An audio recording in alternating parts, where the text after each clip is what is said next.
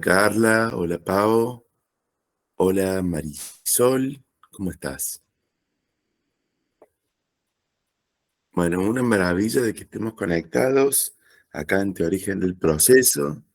Seguimos dando misiones, sus compañeros y compañeras siempre.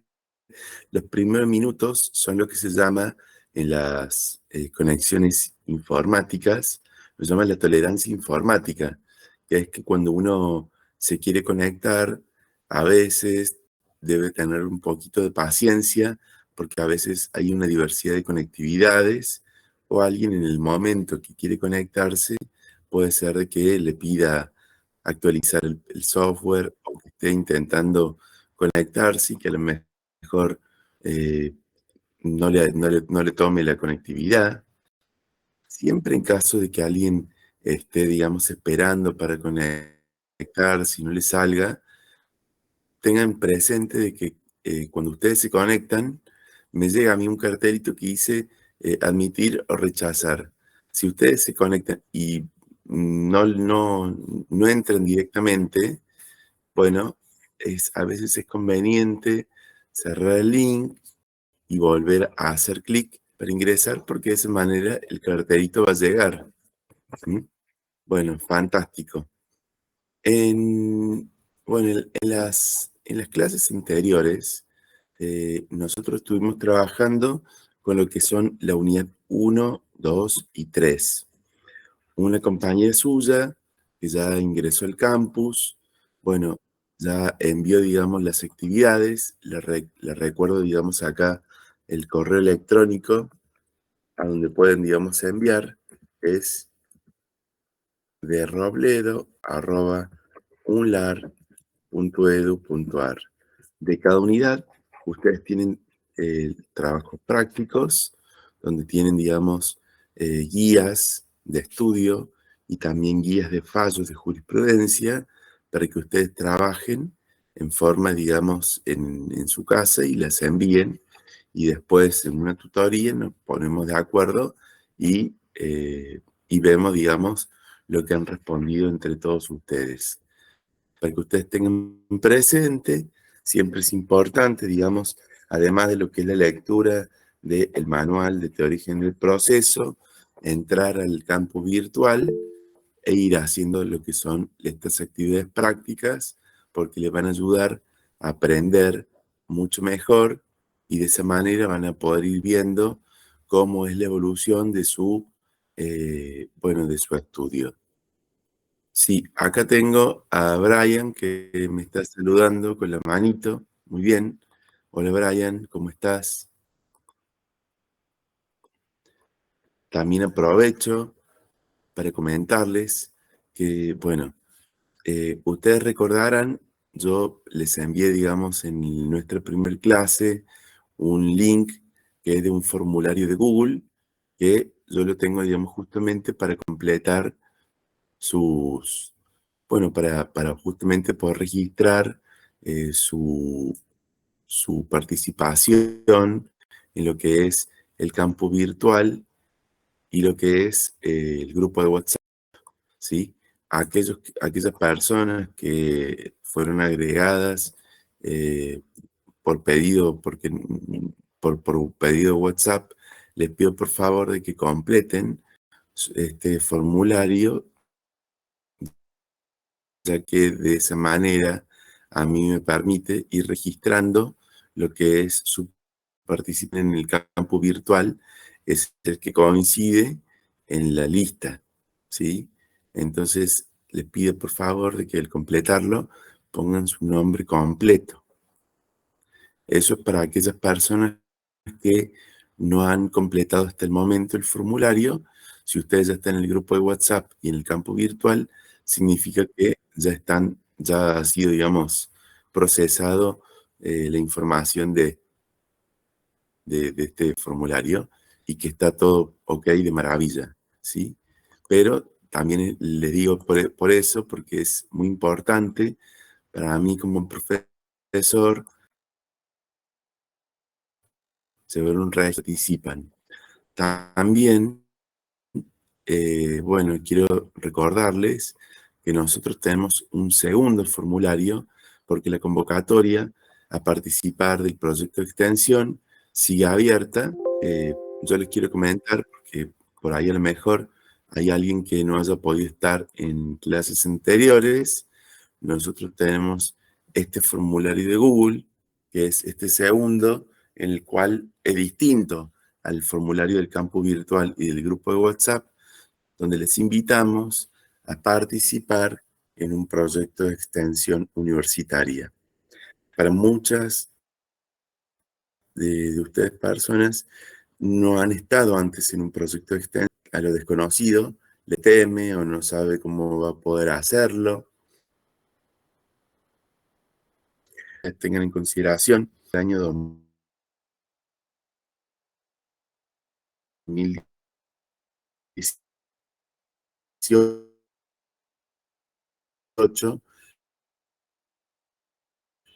en todo el país, todas las carreras de abogacía en todo el país, todo el proceso de eh,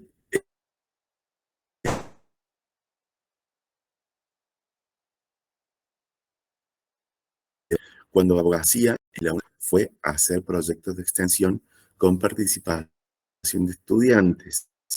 Quiere decir que si fue evaluado en el año 2020 y estamos en el año 2023, han transcurrido los 3 años de la validez de nuestra resolución de CONIAU.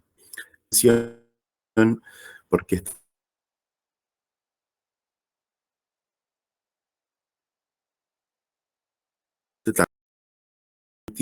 en lo que es la evaluación, que hace lo que es la participación de estudiantes en los proyectos de extensión, ¿sí? La extensión que vamos a desarrollar es un proyecto de extensión que busca brindar acceso a justicia a las personas en condición de vulnerabilidad, traduciendo a un lenguaje claro y sencillo algunos de los términos que tienen que ver. Lo vamos a volcar de manera en forma de audio y vamos a hacer un gran repositorio donde la gente de la comunidad va a poder consultar algunos términos, qué es un proceso judicial, qué es el Ministerio Público, dónde quedan, que están involucrados hacia el consumidor.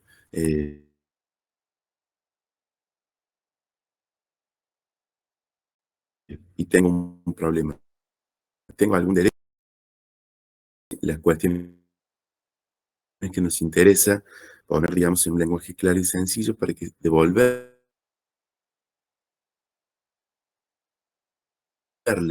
con responsabilidad y con compromiso,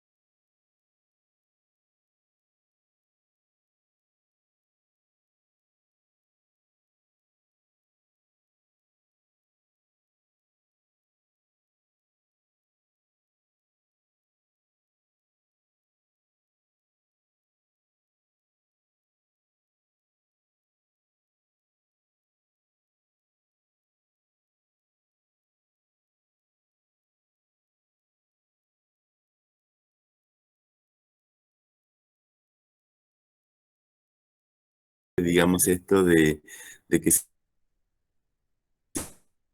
toca por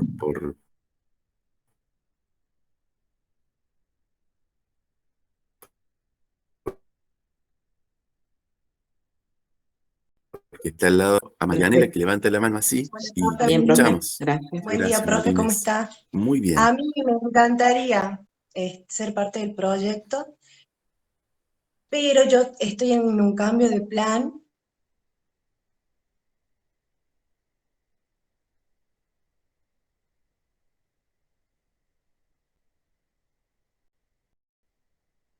y me tiene Todos los estudiantes, miren, en todo, de hecho es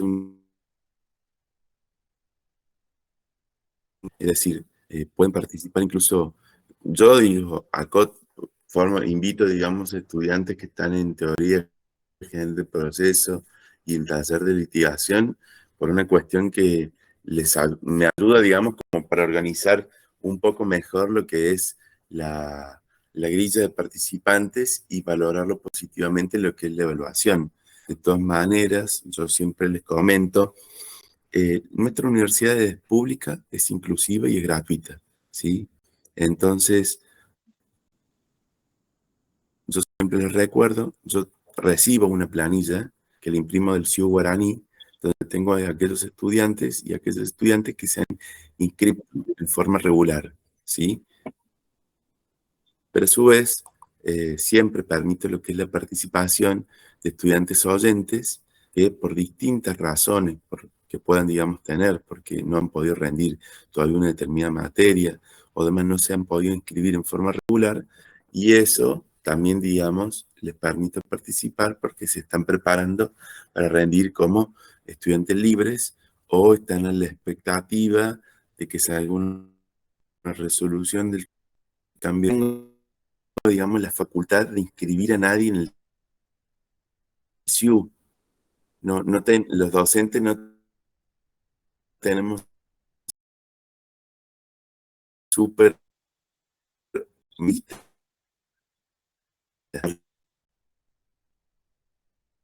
la participación porque puedan, digamos,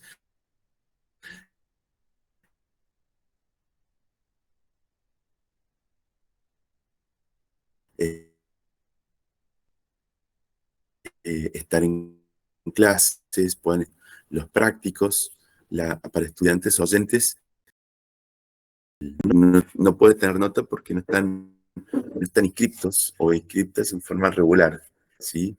Eso siempre lo hago, esa aclaración.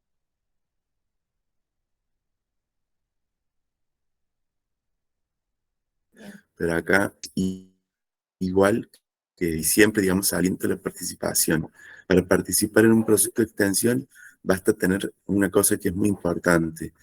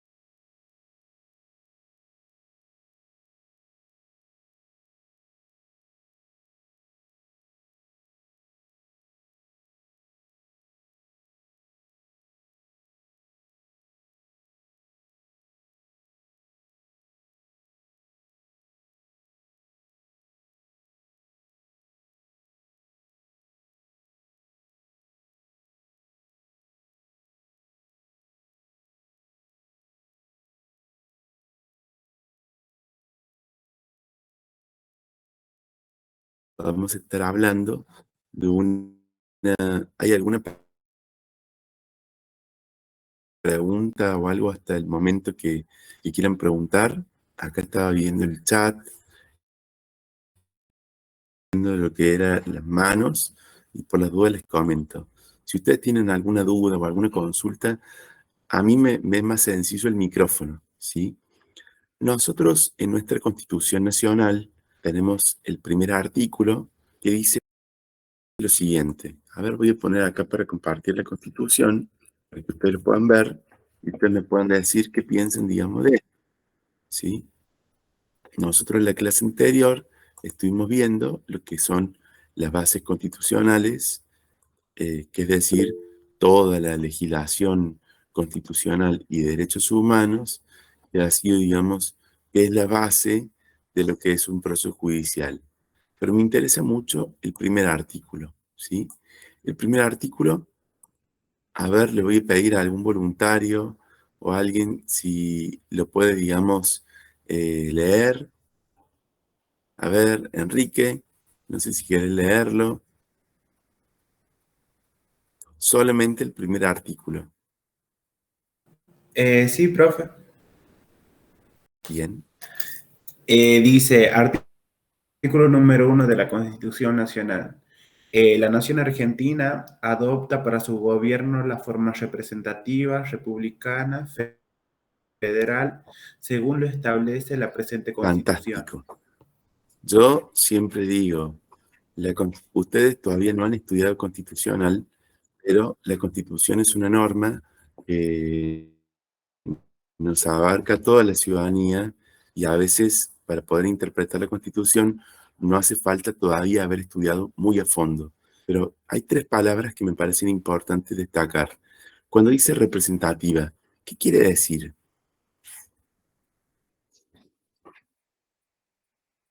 Hola, profe, buen día. Buen día. Representativa es que gobierna el pueblo gobierna a través de sus representantes. Bien, es importante, como dice Carla, que a partir de esta idea de la Constitución, la soberanía reside en el pueblo y es ejercida por medio de sus representantes, ¿sí? ¿Qué quiere decir esta segunda palabra que es republicana?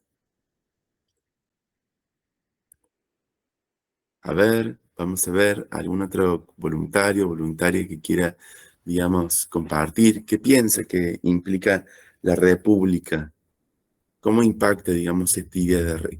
¿Qué es una república? Hay una división de poder. Muy bien, como dice Santiago, Significa el control y el equilibrio de los tres poderes, del poder judicial, legislativo y el ejecutivo. excelente María Emilia y excelente Santiago. La idea de la república viene un poco después de la Revolución Francesa de 1789, en la que es postulada esta idea de libertad, igualdad y fraternidad. La república también se basa, digamos, en esta idea de que un Estado republicano tiene, digamos, esta forma de división de las funciones del Estado. El Estado es uno, pero tiene tres funciones: la función ejecutiva, la legislativa y la judicial. Y esta idea, como bien decía María Emilia, es que si tenemos tres poderes, entre los tres poderes se genera un intercontrol, que entre ellos se controlen para poder mantener el equilibrio de lo que es la vida republicana. La república es la cosa pública. Res, cosa, y pública, de pública. Eso es del latín, viene hasta el derecho romano. Y un poco también la idea y cómo, digamos, va a afectar. Hasta el momento sabemos dos cosas, que por lo que hemos visto en la clase anterior, que los jueces no son nuestros representantes porque no son elegidos por el voto popular. Sin embargo, son designados por todo lo que es una selección, un proceso de selección de los tribunales en nuestro país. Y la idea de república, como habíamos dicho en la clase anterior, en esta idea del intercontrol, también se ve representada bajo un principio y una garantía que es fundamental para poder tener un poder judicial, que es la independencia del poder judicial. Es decir, si bien existe esta idea de intercontrol, en una república, el poder judicial, por la función que ejerce, tiene la independencia, que es el único poder que tiene esta independencia, porque de ella depende juzgar los casos y tomar, digamos, las decisiones judiciales frente a casos concretos. Y les hago una pregunta. Quiere decir, miren que vamos entrando ya casi el mes que viene a mayo, ¿no? ¿Qué quiere decir la palabra federal?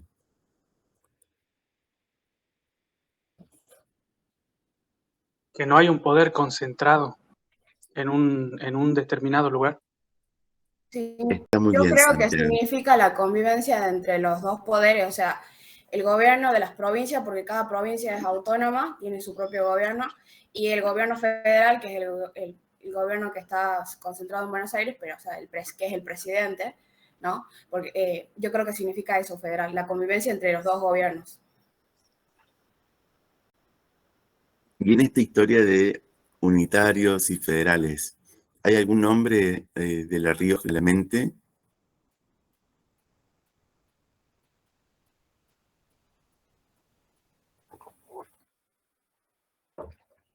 Chacho, Facundo. Bien, la verdad que es cierto. ¿Vieron cuando ustedes cantan el himno de la provincia de La Rioja? Que muchas veces dice, acallada su voz por ser federal. Bueno, justamente esta idea de federal tiene que ver con una parte que también es histórica. Cuando se constituye, digamos, Argentina, en ese momento había un conflicto entre unitarios y federales, de esta idea, digamos, de unitarios y federales.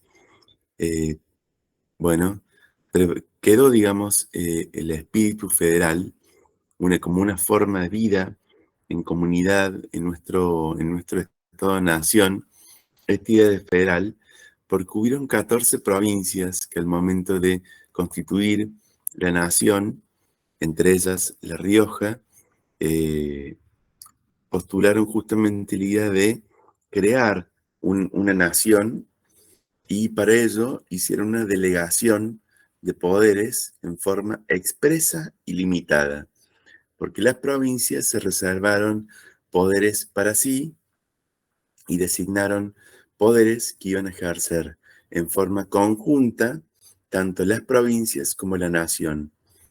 Uno de esos poderes que las provincias reservaron para sí es la administración de justicia. Entonces nosotros vamos a tener un Estado nacional y vamos a tener las provincias, que son 23, y la Ciudad Autónoma de Buenos Aires. Cada uno de estos sujetos federales tiene su propia forma de administración de justicia. Para las personas que nos estudian fuera de la Argentina, cada vez que hacen alguna especie de investigación del derecho comparado y me preguntan y me dicen, ¿y cuál es el código que tomo para Argentina? Y le explico, bueno, Argentina, por ejemplo, en el Código Procesal Civil tiene un código nacional y después tiene 23 códigos de las provincias. La Ciudad Autónoma de Buenos Aires no tiene un código propio porque utiliza el Código de la Nación. Pero claro, ya son 24 códigos. Y le digo, para poder decir algo de Argentina, tenés que leer 24 códigos. Y encima, justamente por este espíritu federal y por tener, digamos, esta autonomía en las provincias, es que nosotros podemos tener sistemas procesales que son diferentes. Por ejemplo, La Rioja incorporó lo que es el principio de la oralidad en su constitución, aplicado a todos los fueros. Es la única provincia en todo el país que tiene aplicada la oralidad, por un mandato constitucional a todos los fueros. Nosotros, por ejemplo, en el resto del país vamos a encontrar diferentes modos de implementar esta administración de justicia. Por ejemplo, para tomar así diferencias más sustanciales. En la Constitución Nacional, ya desde el proyecto de Juan Bautista Alberdi, en materia penal, se postulaba la idea de que haya un juicio por jurados. Algunas provincias, no todas, tienen previsto lo que es el juicio por jurados. Sin embargo, cada provincia que lo receptó y lo implementó con un modelo diferente. En Córdoba, por ejemplo, hay un modelo escabinado y en Neuquén hay un modelo norteamericano. Son diferentes, son recontra diferentes. Es la misma institución, pero diferente. De por sí que en una provincia tengamos un sistema oral, en el resto de las provincias, sistemas escritos, lo hacen diferente, ¿sí?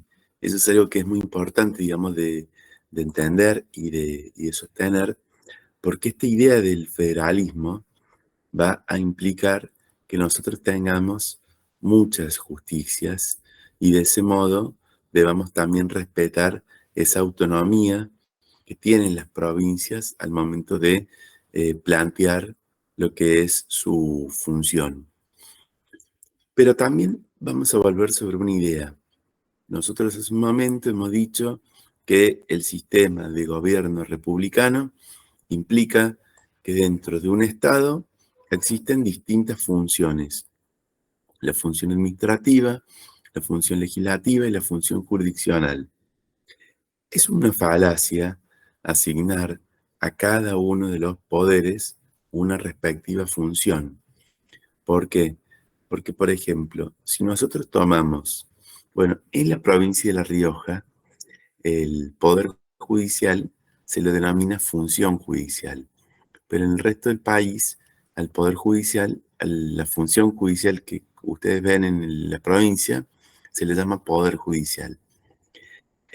A veces uno cae, digamos, en lo que sería, digamos, el equívoco de pensar que solamente el Poder Judicial es quien ejerce la función jurisdiccional, o que el Congreso o la legislatura es la única que ejerce la función legislativa, o que el Ejecutivo es el único que ejerce la función administrativa. ¿Pero qué tenemos acá? Bueno, la función jurisdiccional es cumplida casi totalmente por el Poder Judicial. En el caso, digamos, del Poder Ejecutivo, hay un artículo, que es el artículo 109, que tiene, digamos, una prohibición legal, constitucional, que le impide al Poder Ejecutivo ejercer la función jurisdiccional. Fíjense, acá lo voy a compartir en pantalla, porque a veces puede ser de que haya alguien que para estudiar la materia no tenga la Constitución a mano, y para que lo puedan ver, fíjense qué dice el artículo 109 de la Constitución Nacional. Yo les comento por las dudas, yo a la Constitución Nacional estoy observando a partir de un recurso que se llama Infoleg. Infoleg es un sistema, un servicio que es público, es gratuito, que a uno le permite consultar las normas jurídicas en su escritura, digamos, actual. ¿Alguien quiere leer el artículo 109?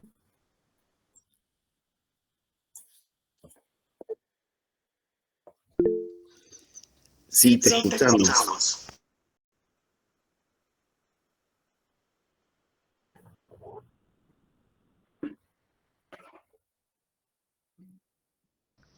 Hola. Sí. Artículo 109. En ningún caso el presidente de la Nación puede ejercer funciones judiciales, arrogarse el conocimiento de causas pendientes o restablecer las fenecidas.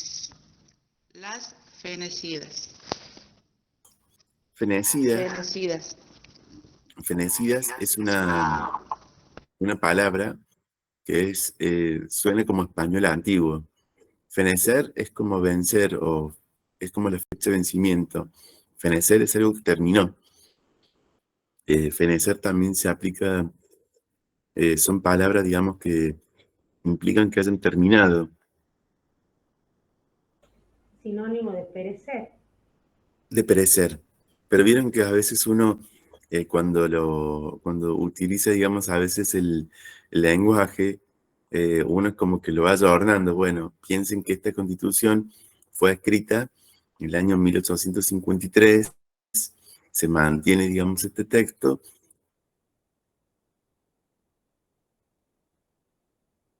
Y a veces recoge el uso y cumbre de cómo se hablaba, digamos, en la época. Entonces era muy común esto de decir perecer, o perenne, o fenecido. Por eso, digamos, lo tenemos. Pero acá lo que tenemos es algo muy claro. Lo primero que podemos observar es una prohibición, que es decir que el Poder Ejecutivo tiene vedado ejercer la función jurisdiccional. Ahora les pregunto, ¿el Poder Legislativo ejerce en algún momento la función jurisdiccional?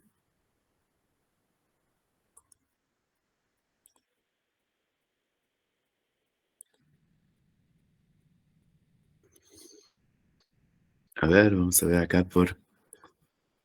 ¿La legislatura en algún momento ejerce la función jurisdiccional?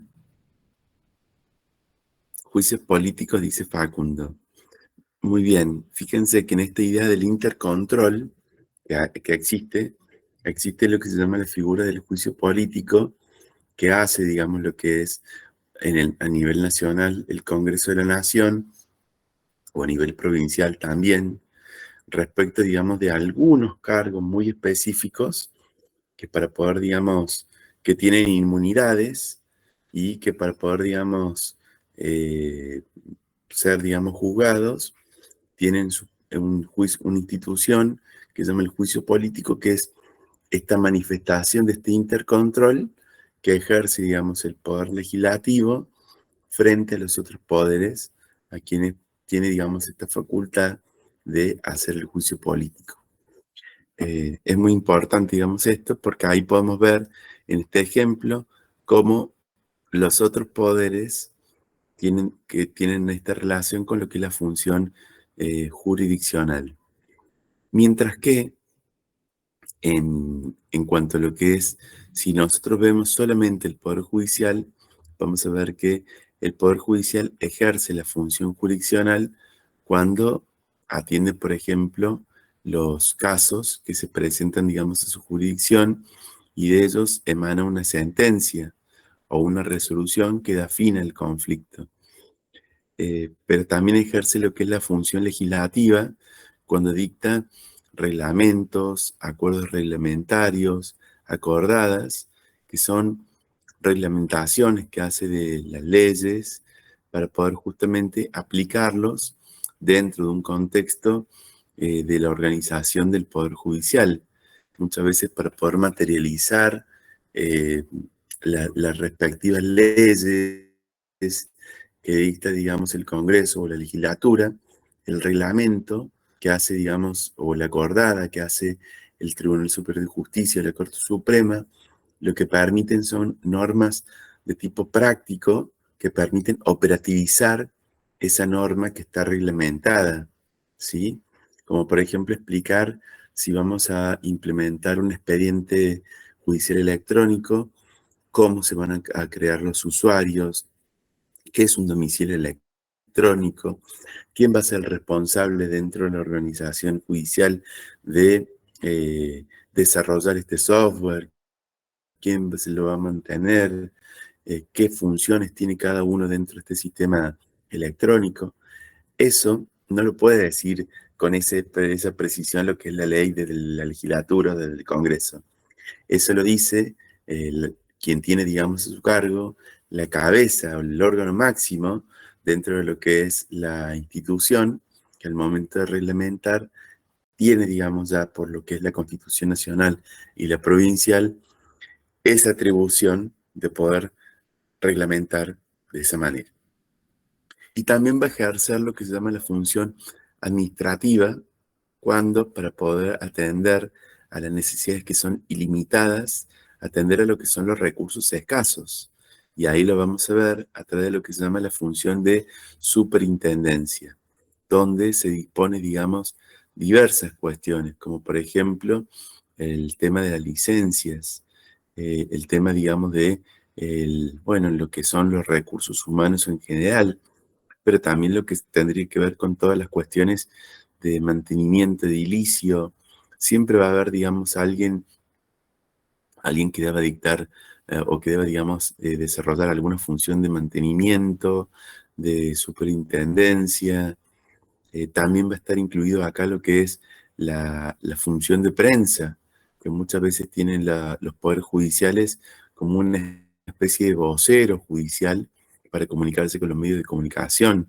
Es decir, y acá van a estar incluidas muchas funciones que son no jurisdiccionales, pero que hacen a la gestión judicial y que permiten justamente operativizar. Es decir, en los poderes judiciales hay un archivo, una biblioteca, notificadores y demás personal que es auxiliar, que no ejerce una función jurisdiccional, pero que brindan esa estructura de organización, de soporte, que permite que se haga, digamos, de esta manera.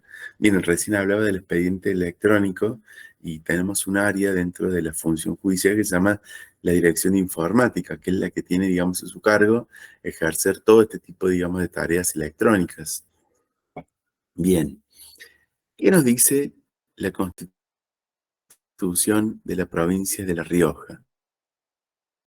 Bien, la Constitución de la provincia de La Rioja tiene uno de los preámbulos más bellos que puede, digamos, leerse en nuestro país. Les invito, digamos, a que le presten atención por un momento. Yo voy a compartir acá justamente lo que es este preámbulo, porque bueno, la verdad que nos permite, digamos, comprender algo que es muy valioso, que es justamente nuestro preámbulo, que no tiene una función decorativa dentro de la Constitución, tiene una función que es, bueno, dentro del preámbulo están previstos lo que serían, digamos, muchos de los principios. ¿Hay alguien que le gustaría leer este preámbulo?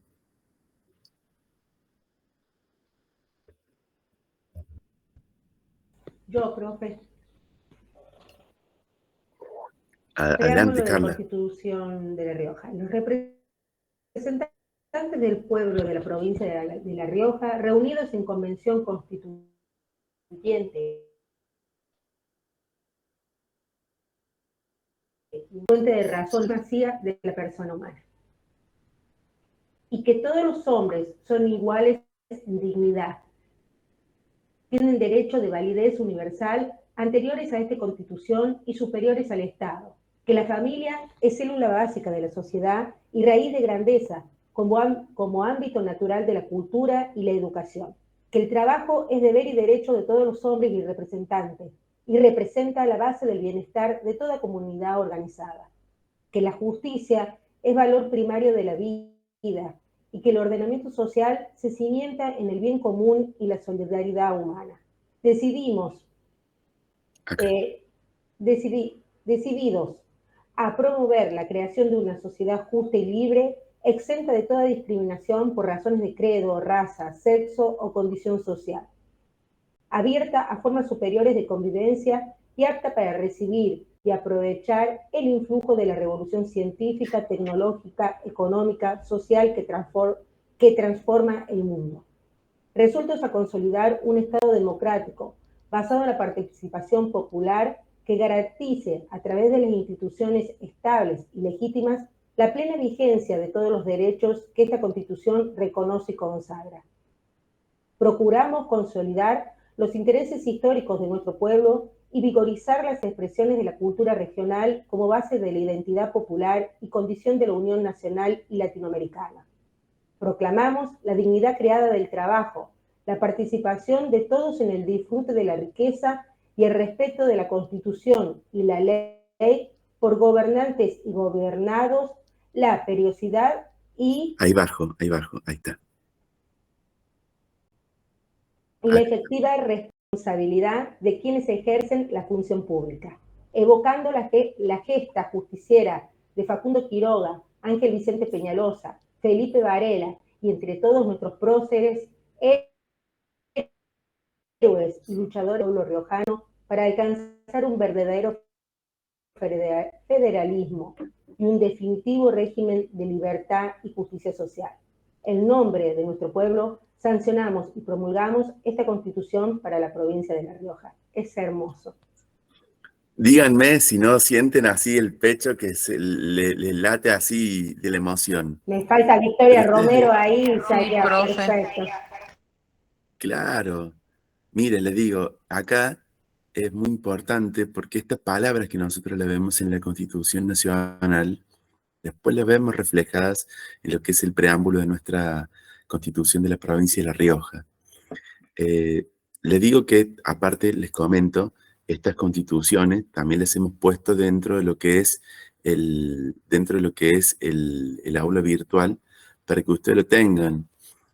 Para que ustedes tengan presente esto, fíjense, la Constitución de La Rioja nos dice, el preámbulo no es una mera enunciación de principios, sino una fuente interpretativa de orientación para establecer el alcance, significado y finalidad de las cláusulas de la Constitución.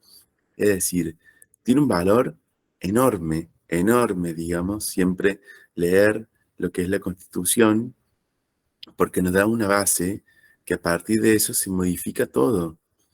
Se modifica todo. Como ustedes habrán visto, hay algunas expresiones que, si bien leer el preámbulo a uno lo emociona, el preámbulo tiene, digamos, algunas expresiones que tienen una especial y vital importancia para nuestra materia. Por ejemplo, hablar de que la justicia es un valor primario de la vida y que todo el ordenamiento se cimenta en este bien común y en la solidaridad humana, también es una guía interpretativa que nos va a impactar dentro de lo que es la función judicial, que está abierta a formas superiores de convivencia. También va a impactar porque ustedes saben que en la teoría origen del proceso, nosotros estudiamos lo que es las formas dentro del debate, dentro del proceso judicial, pero también hemos incluido lo que son los métodos participativos de resolución de conflictos. Entonces son formas superiores de convivencia y, por supuesto, esta idea que tiene, digamos, de crear instituciones estables y legítimas y la plena vigencia de los derechos que esta Constitución reconoce y consagra, es muy importante. Si ustedes leen la Constitución, los primeros 4 artículos van a reafirmar esta idea esta idea de la soberanía que hemos estado mencionando hace un momento, también la de la forma de gobierno, los principios políticos, los principios del sistema político que tiene, digamos, justamente asociada a la idea de la distribución del poder, ¿sí?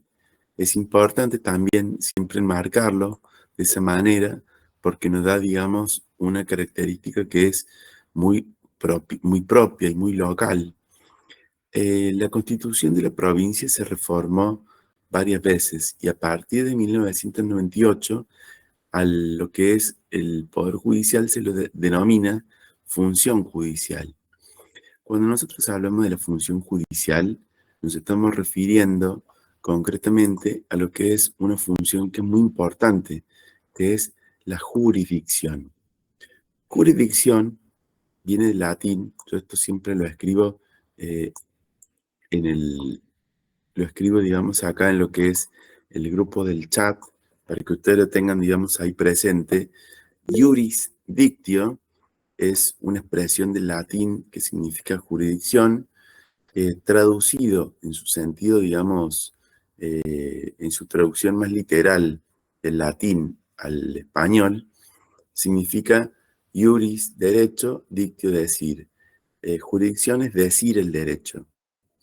Sucede que modernamente el juez o la jueza no solamente dice el derecho, sino que además se ha agregado una función más, que es la capacidad de ejecutar esa decisión que viene, digamos, justamente investida de este poder, de esta autoridad que tiene, digamos, justamente por ser uno de los 3 poderes del Estado. Cuando nosotros hablamos de la jurisdicción, nos encontramos frente a un término que es polisémico, tiene distintas acepciones. Nosotros dentro del derecho utilizamos el término jurisdicción, por ejemplo, para referirnos a los cauces fluviales o los límites marítimos, y en ese sentido le damos un ámbito que es como territorial. También, durante un tiempo, se consideró a la jurisdicción como un conjunto de poderes que tienen los órganos del poder público, pero la doctrina entendió hace tiempo que este concepto de definir, digamos, a la jurisdicción como un conjunto de poderes es insuficiente. En un sentido técnico, siempre hacemos referencia que la jurisdicción es la función de hacer justicia. Vamos a poner, digamos, un momento, atención, ustedes en el manual van a observar que al momento de presentar el concepto de la jurisdicción, utilizamos diferentes conceptos. El hecho de que utilicemos diferentes conceptos a nosotros nos permite analizar conceptualmente qué quiere decir uno y qué quiere decir otro.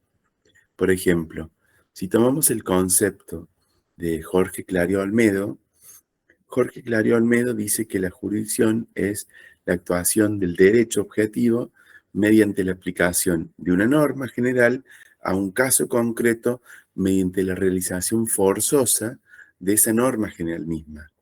Cuando estamos escuchando este concepto, yo vuelvo a lo que es el esquema de los elementos del proceso judicial, que teníamos 3, el elemento subjetivo, el elemento objetivo y el elemento teleológico.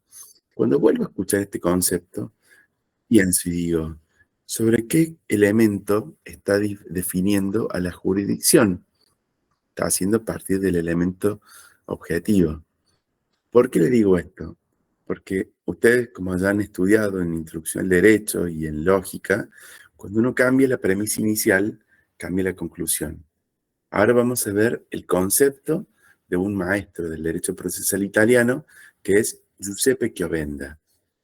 Giuseppe Chiovenda, en vez de partir del elemento objetivo del proceso judicial, va a partir del primer elemento, el elemento subjetivo, y va a definir a la jurisdicción como aquella sustitución de la actividad privada por la pública. ¿Por qué? Porque recordemos que en un principio, cuando estábamos estudiando en las primeras unidades cómo venía esta idea del proceso, antes que exista un proceso judicial, existió lo que era la mediación o la conciliación. Entonces, lo que se hizo cuando se crea, digamos, el Estado, fue sustituir esa actividad que se hacía de manera privada por una pública, que es decir, asignarle al iudex, asignarle a los tribunales o los jueces o juezas esa función que es la de decidir y ejecutar el derecho. ¿Y qué hace el juez o la jueza? Ellos sustituyen en lo intelectivo y en lo volitivo, en aras de llegar a solucionar un conflicto intersubjetivo de intereses. ¿Sí? Entonces, vemos 2 conceptos que son muy diferentes. Uno que parte desde el objetivo y otro que parte desde el elemento subjetivo del proceso judicial. Y ustedes habrán visto cómo, si yo parto de uno o parto de otro, voy a llegar a una conclusión que es totalmente diferente. A mí, el concepto que más me gusta y el que seguimos en la cátedra es el concepto que nos enseña la doctora Rosa Vilapaz, quien define a la jurisdicción como un poder-deber. Si yo digo que la jurisdicción es un poder, me estoy quedando a mitad de camino. Y me estoy quedando a mitad de camino porque cuando la ley dice poder, está diciendo que tiene una facultad, ¿sí? Y lo que es facultativo en el derecho, yo lo puedo hacer o no hacer. Pero presten atención porque yo sé que a muchos de ustedes cuando hablo del Código Civil, bueno, se les pone, digamos, la piel de gallina y les encanta porque a lo mejor quieren ser futuros civilistas o futuros abogados que se dediquen a esa área del derecho. ¿Alguien ha leído el Código Civil? ¿Le gusta el Código Civil? Sí. Sí, profe, lo estamos usando. El año pasado lo usamos para privado 1 y eran obligaciones y está ahí todo nuestro andar. Bien. Yo les voy a mostrar un artículo, porque yo siempre digo, este título preliminar, creo que lo han estudiado muchas veces, porque lo han visto seguramente en privado 1 y en introducción al derecho, y cuando les muestro esto, ustedes ya lo conocen. Los primeros 3 artículos que conforman este título preliminar tienen lo que son las fuentes de aplicación, la interpretación, y después tienen un artículo que es el deber. Este artículo nos dice el deber de resolver. El juez debe resolver los asuntos que sean sometidos a su jurisdicción mediante una decisión razonablemente fundada. Esta idea que yo les mencionaba está hablando, digamos, del poder y está hablando del deber, el concepto de Ávila Paz. ¿Por qué? Porque el poder viene, digamos, de lo que es este principio de autoridad, por ser justamente una cabeza del Estado que está ejerciendo esta función. El deber implica la obligación que tiene este órgano que es público y que se encuentra predispuesto a ejercer el ejercicio obligatorio por parte del Estado mediante órganos especiales a fin de dirimir litigios sometidos a la justicia a través de resoluciones fundadas para cada caso concreto. Yo siempre leo y digo, qué valioso que es el Código Civil y Comercial de la Nación, que ha traducido el lenguaje de los derechos humanos en una legislación sustantiva del derecho privado. Este concepto del Código Civil es del año 2014. Este concepto de la doctora Ávila Paz es anterior, pero ustedes verán que tiene, digamos, esta esencia porque tiene un basamento ambos en lo que es un enfoque de derechos humanos. Es decir, las definiciones anteriores de Clario Almeida y de Giuseppe Chiovenda no tenían esta impronta o no habían sido definidos pensando en los derechos humanos. Cuando yo estoy pensando en derechos humanos, yo estoy viendo cómo es un poder deber de ejercicio obligatorio por parte del Estado mediante órganos especiales que son los tribunales, los jueces, juezas y demás órganos especiales, a fin de dirimir litigios sometidos a la justicia a través de resoluciones fundadas para cada caso concreto. Este concepto es valiosísimo. Siempre el hecho de poder aprenderse los conceptos en el manual, ustedes van a ver que tiene, digamos, una serie de conceptos, porque la idea es poder presentarles una diversidad de pensamientos, es decir, la doctrina procesalista no siempre piensa de modo uniforme, sino que también en el manual se puede, digamos, representar de modo pluralista distintas maneras de pensar y distintas corrientes a través de esos conceptos, porque el día de mañana ustedes van a interactuar con personas que tengan distintas corrientes de pensamiento en el derecho y es importante que ustedes las conozcan. Sin embargo, ustedes van a ver también el manual que dice en un momento que dice cuál es la posición de la cátedra.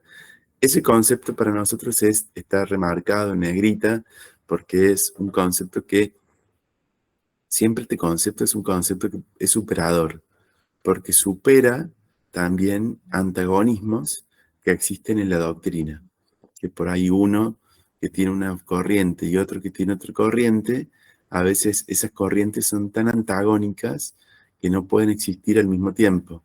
Bueno, este concepto es un concepto superador porque parte de esta idea de humanización del proceso. Cuando vemos los caracteres de la jurisdicción, decimos que es pública porque, como hemos dicho desde el primer momento en la clase, al devenir de esta idea del artículo 1 del Estado, es ejercido, digamos, por un órgano que es público. La idea de que sea pública también se relaciona con la idea de un servicio público. Cuando yo estoy hablando de un servicio público, es algo que tiene, digamos, una característica de servicio público esencial, no se puede interrumpir. Pero al mismo tiempo, el sentido de que sea pública viene del carácter de república.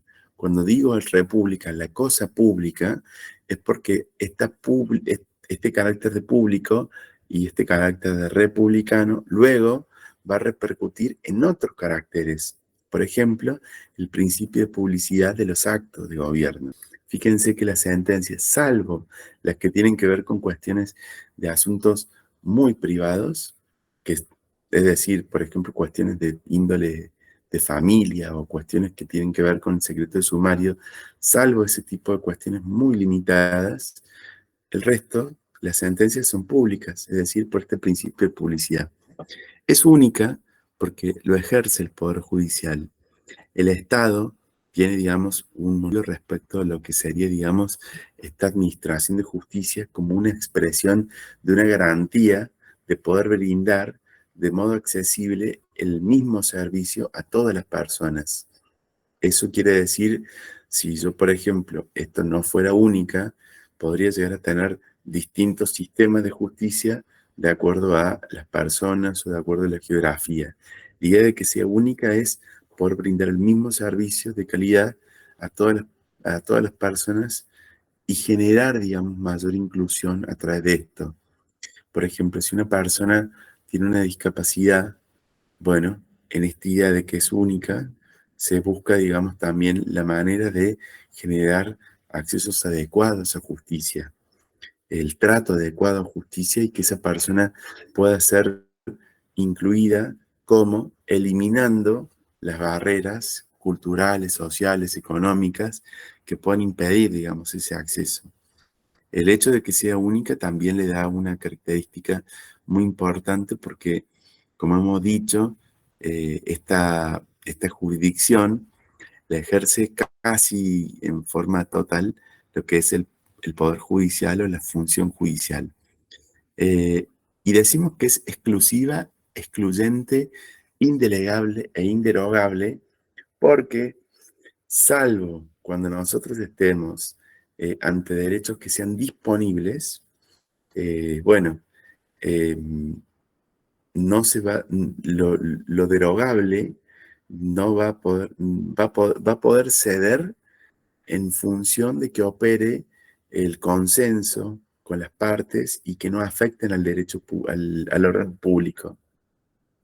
Sin embargo, esta idea de que sea indelegable también quiere decir de que, por ejemplo, un magistrado o una magistrada no puede delegar la función de decir y ejecutar el derecho en el secretario o secretaria. Es decir, quien hace la sentencia, quien firma la sentencia, es, en definitiva, quien ha jurado por la Constitución hacer cumplir lo que es la Constitución mediante lo que es la administración de justicia. Esto es algo que es muy importante, digamos, de tener presente. La jurisdicción también es un concepto que tiene límites, que son 4 grandes límites.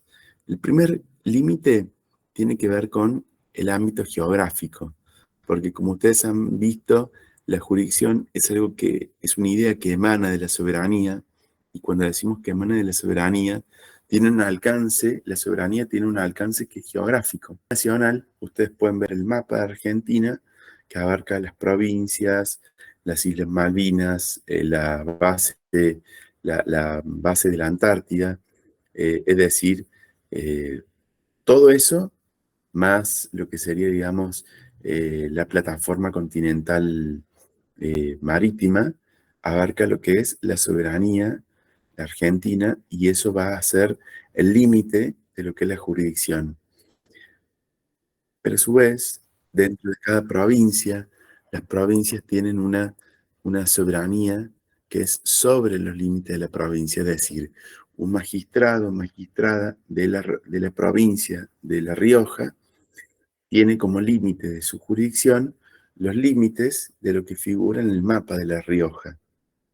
Es decir, una sentencia o una decisión de un juez de La Rioja no puede decidir por fuera de lo que está en su soberanía. Lo mismo que un juez en Argentina no puede decidir, o no me refiero a un juez nacional o un juez federal, no puede decidir sobre algo que está sucediendo en otro estado, porque justamente hace al límite geográfico. Hay un segundo límite que es un límite fáctico. El límite fáctico requiere de que, bueno, es un límite que viene justamente con lo que son que existe un caso concreto. Cuando nosotros hablamos de un caso concreto, estamos hablando de la ley más antigua, la ley procesal más antigua que tiene nuestro país. La ley procesal más antigua que tiene nuestro país, yo les estoy mostrando ahí en pantalla, es la ley número 27. La ley número 27 que se dictó en nuestro país es del año 1862. Tiene casi el mismo tiempo de existencia que la Corte Suprema de Justicia de la Nación, que comenzó a funcionar en el año 1862. Acá, en esta norma, nosotros tenemos este segundo artículo que nos dice una idea que es muy importante. La justicia nunca procede de oficio y solo ejerce jurisdicción en casos contenciosos en que es requerida a instancia de parte.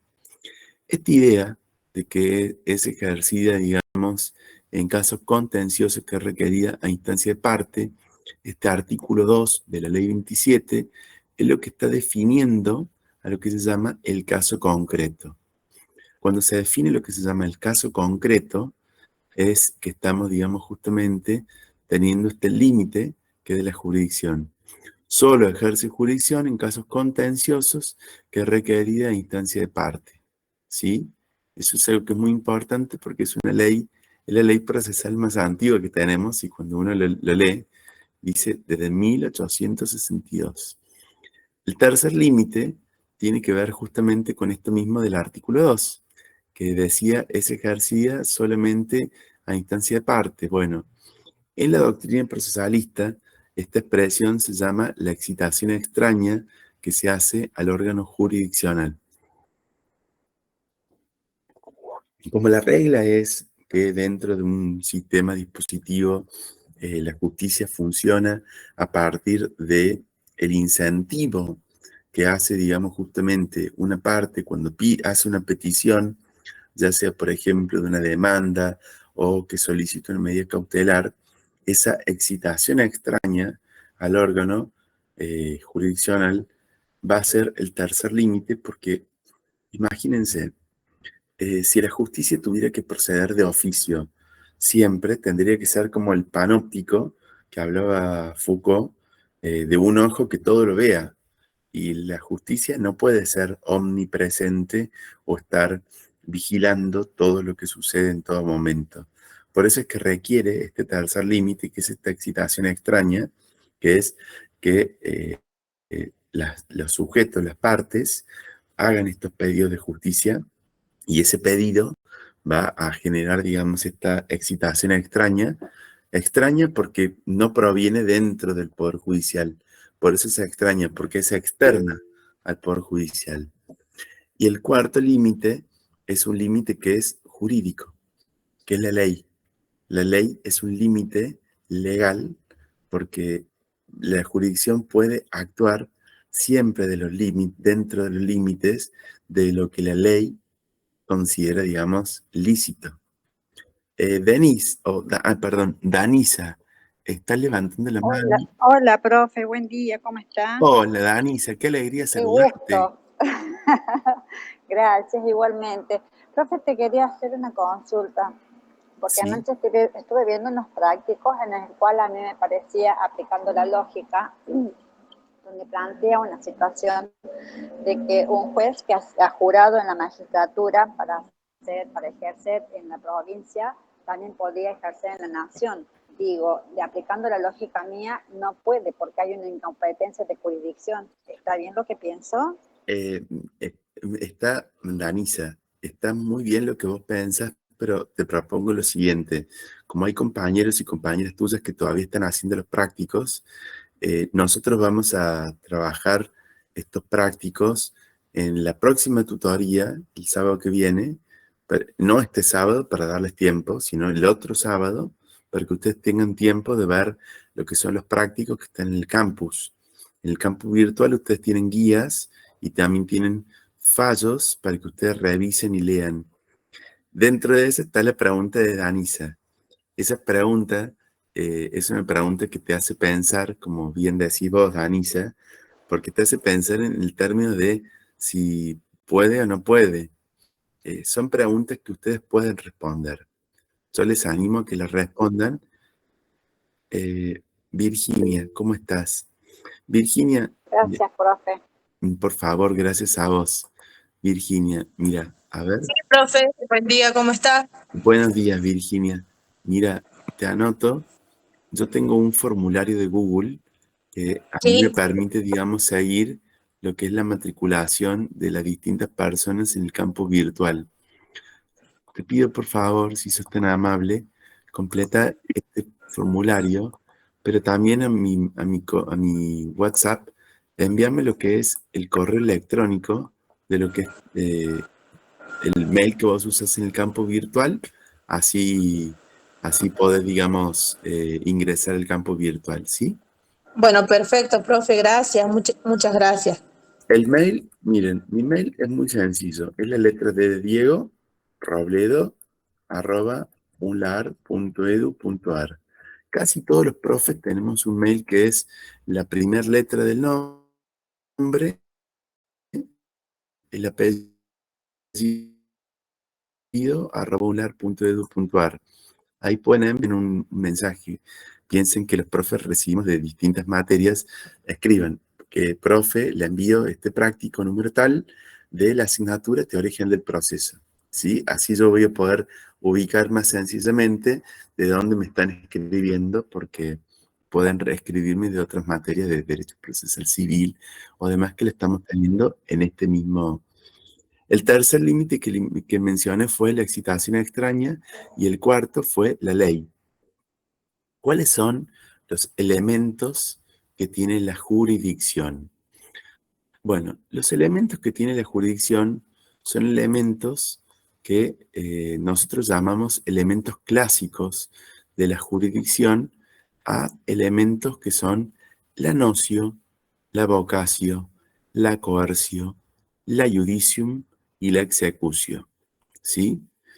La nocio, que se escribe notio, lo escribo acá en el grupo, en el notio, es el primero. La notio es el derecho de conocer una cuestión litigiosa determinada, atendiendo a 4 aspectos, digamos, específicos. Primero, las reglas de competencia, que nos definen estas aptitudes para conocer en la cuestión propuesta. Lo segundo es esta aptitud que tienen los sujetos procesales para actuar en juicio, que es decir, la capacidad.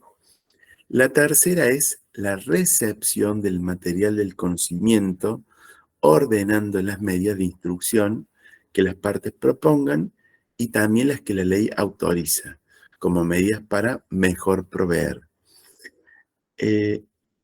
Luego de la nocio, que tiene que ver con esta función que es cognoscitiva, que está, digamos, atrapada por estas 3 grandes cuestiones: la regla de la competencia, la aptitud de los sujetos procesales y la recepción de este material de conocimiento, y que viene acompañada no solamente de lo que las partes propongan, sino de lo que la ley le autoriza al tribunal a solicitar como medidas para mejor proveer, aunque no las hayan pedido las partes.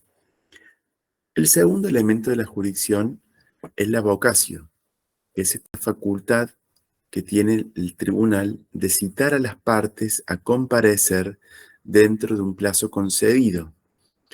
El tercer límite es la coercio. Este elemento de la jurisdicción le dice que la jurisdicción tiene la coercio, que es este uso de la fuerza para el cumplimiento de lo que son las medidas ordenadas en un proceso a los fines de hacer posible su desarrollo. El quinto elemento No, el cuarto elemento de la jurisdicción es la judicium. Este elemento es importantísimo porque es la facultad de dictar sentencia poniendo fin de esta manera al litigio, es decir, generando lo que es la cosa juzgada una vez que las sentencias quedan firmes. Y esto de la judicium es importante porque siendo un poder de ver la jurisdicción, el juez, la jueza, no puede dejar de resolver. ¿Sí? Esto es muy importante y esto es muy importante. Y el último elemento de la jurisdicción es la execución, es el imperio para poder ejecutar las sentencias. ¿Saben por qué yo les digo de que la jurisdicción tiene, digamos, este elemento de la judicium, este poder de ver? Miren, cuando ustedes estudian Derecho Romano, ¿cierto? Sí, profe. Bueno, en el Derecho Romano, cuando el iudex se le sometía un caso a su jurisdicción y pensaba que el derecho no era claro, el juez o la jueza podía, digamos, decir, el caso no está claro y por lo tanto podía excusarse de resolver.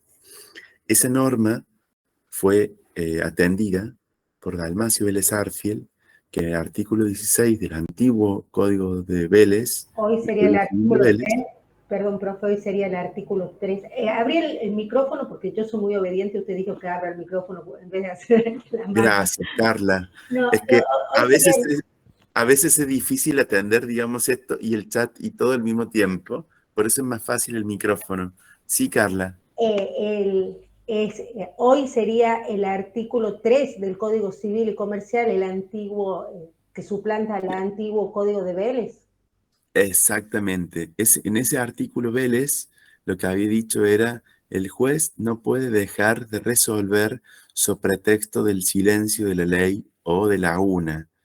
Lo que hace el nuevo código es que en vez de, antes tenía una expresión que es como decirlo en negativo, no puede dejar de resolver. En el Código Civil lo escribe en positivo, dice el juez debe resolver. Entonces es como que no deja lugar a duda este aspecto porque antes se escribía en negativo, no debe dejar de resolver, y en lo escribe en positivo, el juez debe resolver. Por eso, digamos, es muy valioso este aspecto. ¿Cuáles serían los momentos en los que se ejerce la jurisdicción? La jurisdicción se ejerce en 3 momentos. El primer momento es un momento cognoscitivo en el que el tribunal conoce cuándo se desarrollan los actos de la demanda, de la contestación de la demanda, de la prueba, de los alegatos. El segundo momento es un momento que es resolutivo, que es cuando el tribunal resuelve, cuando fija los hechos y decide razonablemente el caso.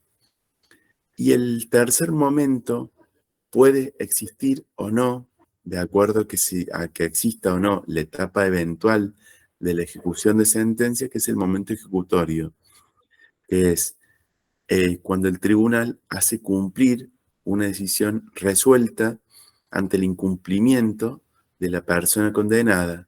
Esta es una etapa eventual, ya que si el sujeto que ha sido condenado la cumple, este momento ejecutorio no existiría.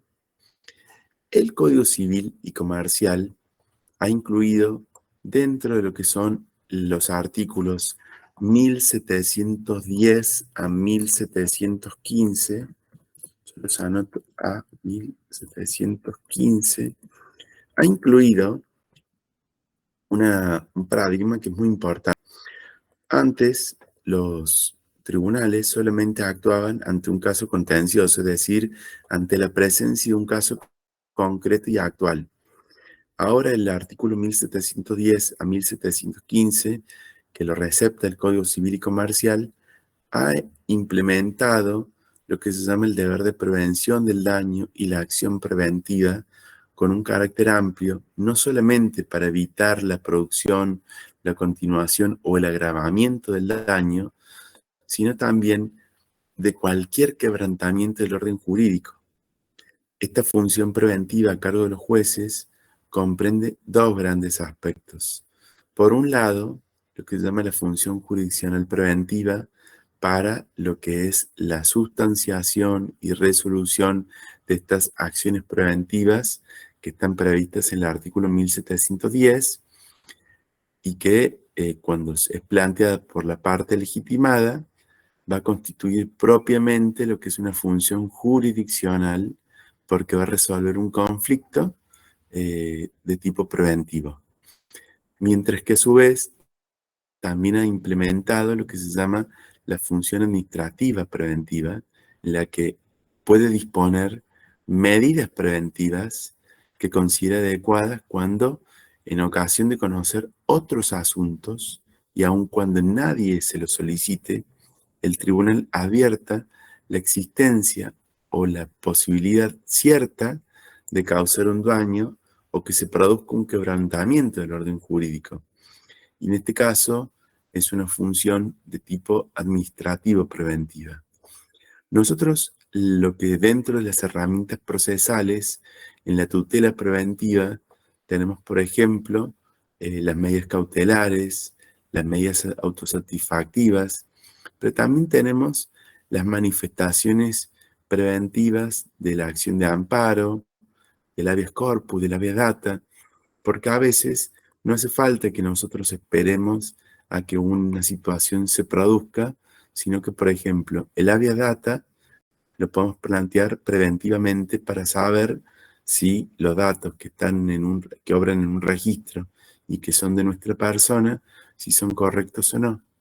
Es decir, y en base a ello poder prevenir un dato incorrecto. O el habeas corpus preventivo, o el amparo preventivo, que se utiliza muchísimo en materia de medio ambiente. Es decir, uno no espera que el daño ambiental se produzca porque eso sería pero irrevertible. Lo que sí hace es justamente atender esta situación de prevención. ¿Qué tenemos del otro lado? Tenemos lo que se llama la jurisdicción contenciosa. Esta jurisdicción contenciosa es la que es obra, digamos, dentro de lo que es una división muy dentro de la doctrina clásica, en la que a la jurisdicción judicial la dividimos de dos maneras. Jurisdicción contenciosa, para referirnos a los casos en los cuales está este adjetivo contencioso que implica esta disputa antagónica entre dos sujetos que van a debatir por intermedio de un sujeto que es un tercero imparcial sobre un mismo objeto litigioso. Tenemos por el otro lado lo que se llama la jurisdicción voluntaria. Esta jurisdicción voluntaria es una función que a veces se ejerce a cargo del tribunal, por ejemplo, para dar autenticidad a un acto, para reconocer situaciones de derecho. Por ejemplo, cuando se le pide, digamos, al tribunal nombrar tutores o rectificar partidas o inscribir en forma tardía un nacimiento. Es decir, este tipo de función de jurisdicción voluntaria, no hay en el triángulo chileno que tenemos el tribunal, la parte actora y la parte demandada. Nosotros vamos a tener la parte actora, pero no vamos a tener la parte demandada.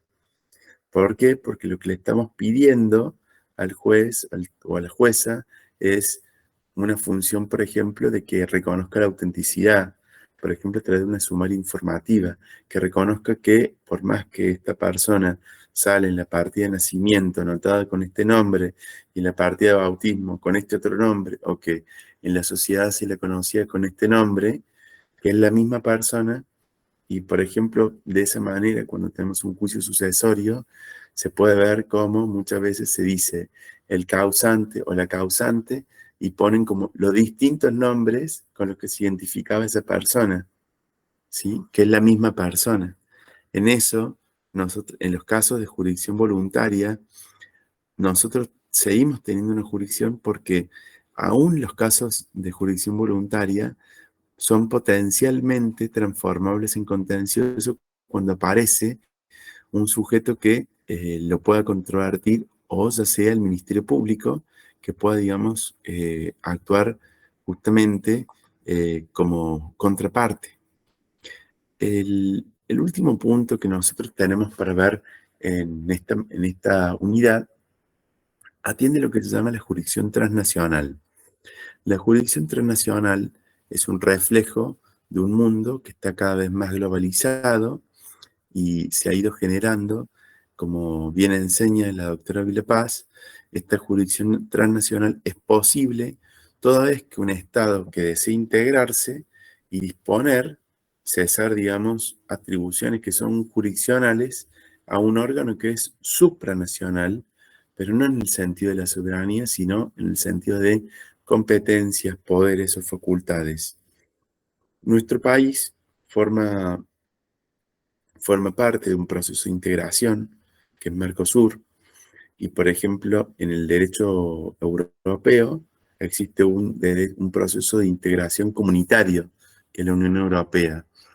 Dentro de estos procesos existen soluciones de controversias que pueden adoptar las organizaciones y los procesos de integración que reflejan el grado y el desarrollo del sistema y también el compromiso que tienen cada uno de sus Estados miembros para alcanzar estos objetivos propuestos. En el caso de los procesos de integración, estos mecanismos de solución de conflictos lo que hacen es construir lo que es la seguridad jurídica o generar un tipo de interpretación uniforme de las normas de este proceso de integración. La jurisdicción transnacional responde justamente a estos procesos de asociación, de integración y comunitarios, en el cual en algunos casos se crean tribunales judiciales y en otros se crean tribunales arbitrales. Por ejemplo, la Unión Europea tiene un tribunal europeo que es de la Unión Europea, que va a ser el encargado de uniformar la normativa de la Unión Europea. Nosotros, por ejemplo, si lo vemos este sistema europeo, vamos a encontrarnos que este proceso que surge justamente de esta voluntad que tuvieron los estados en Europa desde 1951, cuando crean esta famosa Comunidad Económica del Carbón y del Acero, fueron creando tribunales que fueron fusionados en el Tribunal de Justicia de la Comunidad Europea. Este órgano se encarga de resguardar y de asegurar el derecho en la interpretación y en la aplicación de los tratados del derecho comunitario y garantiza la legalidad, la constitucionalidad y también ejerce una función revisora. Dentro de lo que es el proceso de Mercosur, nosotros tenemos en la cúspide de este modelo un modelo de solución de diferendos, un sistema arbitral obligatorio, institucional e integral, que está integrado de dos maneras. Por un lado tenemos tribunales arbitrales ad hoc y por otro lado tenemos un tribunal permanente de revisión que es estable. Esto viene, digamos, en función, el Mercosur tiene un protocolo que es el Protocolo de Olivos, que fue firmado en el año 2002 y que está vigente desde el año 2004, que regula a este sistema de solución de diferendos del Mercosur. Cuando nosotros vemos a lo que es este Tribunal Permanente de Revisión, lo vemos como un órgano jurídico que tiene como función principal garantizar esta correcta interpretación, la aplicación y cumplimiento de los principales documentos normativos del Mercosur, como son el Tratado de Asunción, el Protocolo de Europreto, las decisiones que hace el Mercado Común, también las que hace el Grupo de Mercado Común, y todas las directivas que emanan de lo que es la Comisión de Comercio del Mercosur. La función principal que tiene este tribunal es la facultad también de emitir opiniones consultivas que pueden solicitar los tribunales superiores de justicia y también de dictar laudos sobre medidas excepcionales de urgencia.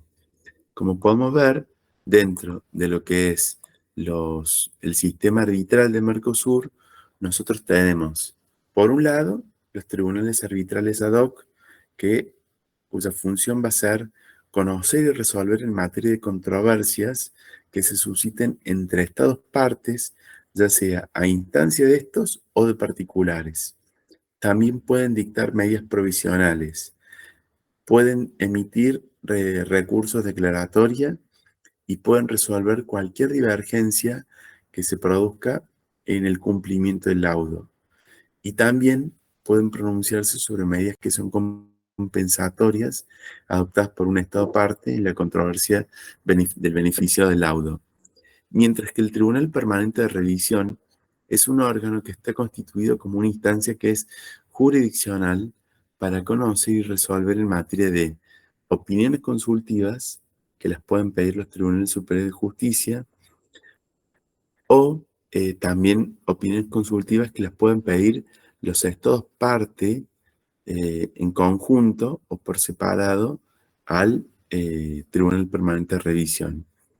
También pueden revisar cualquier laudo que haya sido fallado por estos tribunales arbitrales ad hoc, es decir, que actúa como una doble instancia. Y también va a actuar en única instancia en casos de controversias o en casos en los que los estados activen este procedimiento establecido para medidas excepcionales de urgencia.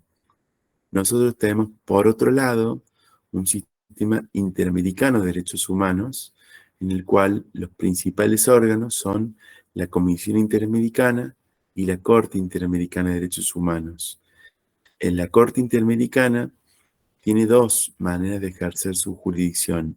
La jurisdicción contenciosa, cuando resuelve, digamos, casos que son por violaciones de derechos humanos y lo hace a través de sentencias, o también a través de lo que se llama la función consultiva, que es cuando emite opiniones consultivas, ¿sí?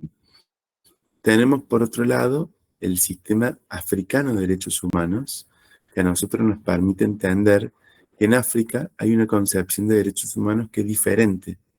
Ellos al sistema africano le llaman sistema de derechos humanos y de los pueblos, porque no puede haber uno sin el otro.